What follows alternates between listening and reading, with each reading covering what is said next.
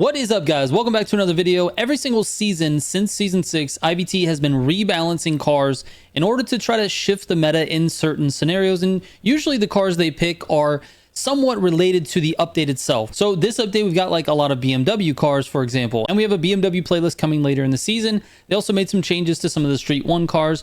Most of the changes came to Street 1, Street 2, and then just a couple of racing cars. Anyways, I decided it was important to put the time in to test every single one of these cars before the Season 8 update and after the Season 8 update so that I can show you guys the results. All right, let's go.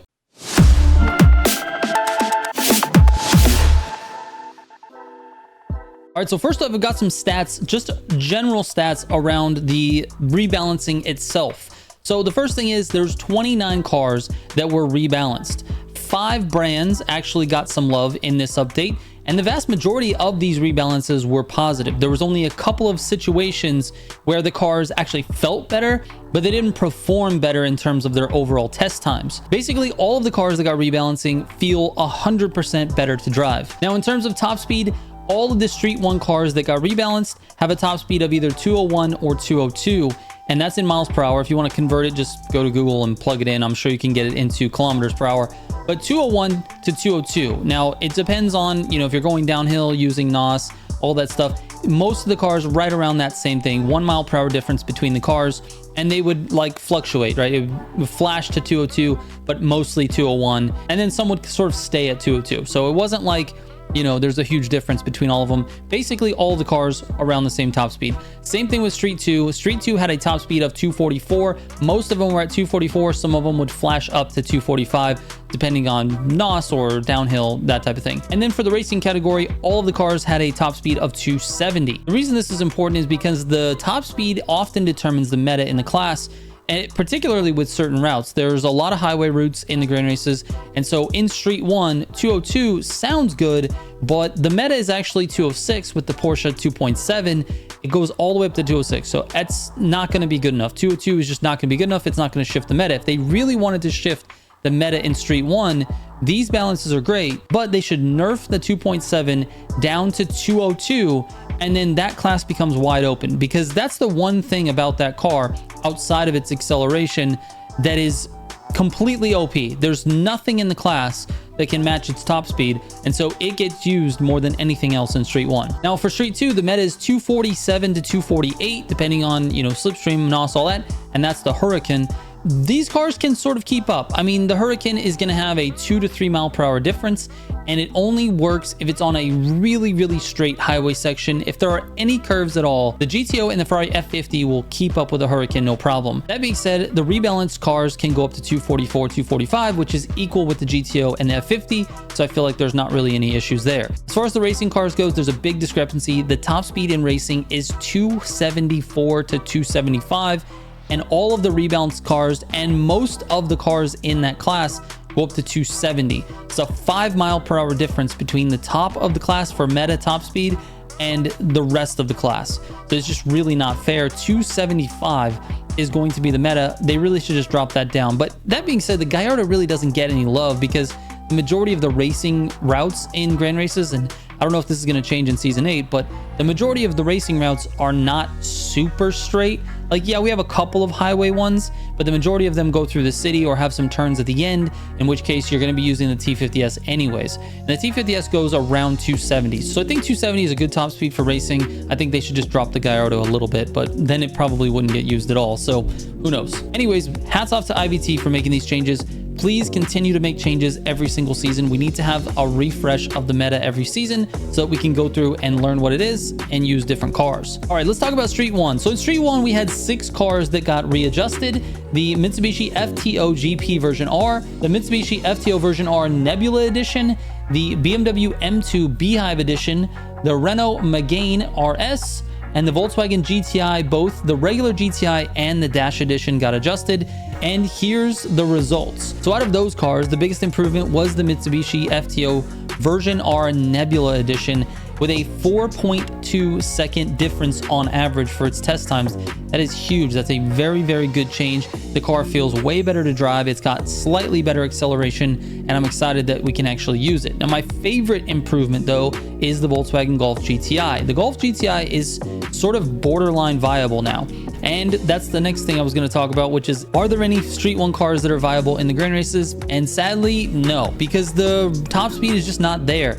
And especially now that we're going to be entering a ranked grand race, they have to have the top speed or else you're not going to use it. The GTI actually comes the closest to being viable because it actually handles fairly well. It's got an okay top speed, but it's just not good enough. It doesn't have a good enough acceleration to really match that of the Porsche, and it doesn't have the top speed to match that of the Porsche. That being said, it's fine to drive. It actually feels pretty good. So anyways, let's move on to Street 2. All right, so in Street 2, there were 20 cars that got adjusted.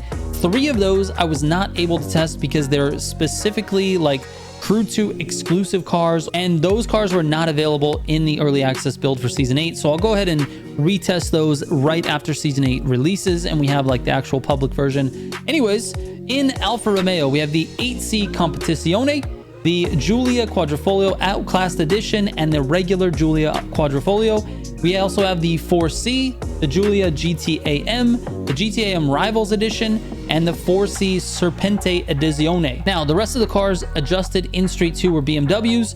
We've got the M4 Competition Coupe Liberty Walk Edition, the Z4 M40i, the M8 Competition Coupe Interception Unit, the M4, the Z4 M40i Motorfest Edition, the M4 Competition Coupe, the M8 Performance Edition, the M8 Competition Coupe, the i8 Roadster, the M8 No Rules Edition, the i8 Roadster Stellar Edition, the M5, and then finally the Z4 M40i Agent Edition. Again, 3 of those I was not able to test. Let's talk about the biggest improvement for Street 2, and that is the BMW M4, just like the base model. It had a 6.8 second difference on average between the 2 test courses. That is a crazy improvement, and the car does feel pretty good. Is it the best car in Street 2 for these rebalances? No, but it is the biggest improvement. Now, for my favorite improvement, it's going to be the BMW M4 Liberty Walk Edition, because this car actually might be viable in the grain races. Now, I don't think it's going to keep up with the GTO or the F50 in terms of like the highest skill levels. I think those cars are just a little bit better, but this Liberty Walk is quite good. It has very good test times, and I need to test it a little bit more in grain races to really see how it does, but I would look out for that one. I would keep an eye on that Liberty Walk Edition. It actually feels very, very good. And speaking of viable for the grain races, there's actually 3 cars I would say that are pretty viable, and that would be the BMW M4 Liberty Walk Edition, the BMW M8 Competition Coupe Interception Unit, and the Alfa Romeo 8C Competition. But I would say that one for maybe technical routes only, because it just didn't feel like it had the top speed. Even though it does have the top speed number, it didn't have the acceleration at top speed. It didn't perform very well on the top speed test. Now, let's talk about the best Alfa Romeo. That's going to be the Alfa Romeo's 8C Competition. The best BMW I already mentioned, which is the Liberty Walk BMW M4. All right, moving on to the racing category. We had 3 cars adjusted for racing, and they are all BMWs. You've got the M Performance M4 Racing, the M6 GT3, and the Z4 GT3. And basically everything except for the bike in racing. Now, the biggest improvement of the 3 was the Z4. It had a 2.8 second difference on average for the testing, and it actually feels pretty good to drive. Actually, all 3 of these cars handle very, very well now, and they actually have pretty good acceleration and decent top speed. So these are all semi-viable. My favorite improvement actually is the BMW M Performance M4. That M4 actually feels so good to drive. It's very responsive. It turns in nice. It has a it almost feels a little bit like the Camaro, the SS Camaro. It's just really, really nice to drive. It's got some good power to it as well. It's not quite as fast as the T50, but I think potentially all 3 of these cars are usable in the grand races. And when I say usable, I don't mean that they can keep up with the meta. What I mean is that the handling is good enough to do well in the race. Like, to basically, none of these are going to be a liability for you. I think these 3 cars are actually usable now if you like BMWs and you want to use them in the racing category. All right, lastly, I'll leave you with the test results themselves. Here are my spreadsheets for all 3 categories.